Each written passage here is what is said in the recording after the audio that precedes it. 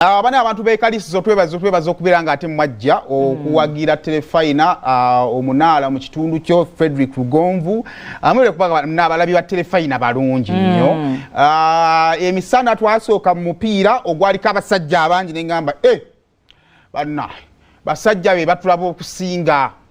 ate ekiro nera abakazi nga bangi nnyo mu kivvulu. But of course olaba preferences zaawo kana abakazi sibo bageze nnyo ba mupiira but abali bangi nnyo ku kisaawa awo era okukakkananga omanyi api nagamba bwoba tuve Kampala tegeka ebintu byange nawerabira engatto zange naseka mu mmotoka nenzerabira wankola bubi nnyo siwulirangako bubi nga bwe nawulirako olwo olunaku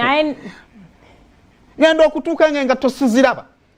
nali ngena yingira mu kisawe nga ndi mbigani ngamba nedda tikijja kunyuma naye nageno langa n'amagulu agagogeno teka wagala baddi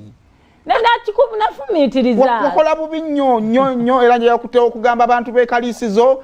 gwe nawe ngatto okubeera nga aziteeka mu gundi teyasola ziteekamu naye nkakasa abantu beerukaya nyamba kweka engatto abaana bange bakyali bato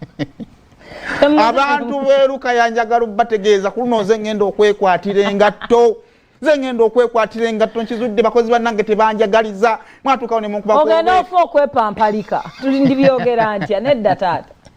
mwebale nnyo mwebalire ddala bannange abajja mu kivvulu mwebalire nnyo mwebalire ddala abayimbi abayimba mwebale nnyo mwebalire ddala ye telefayina ey'obwakabaka bwa Buganda kakati tudda Lukaya ate era sitiri mu nsonga zezimu so tusisinkane sayidi ezeeyo awo nga nvuddewo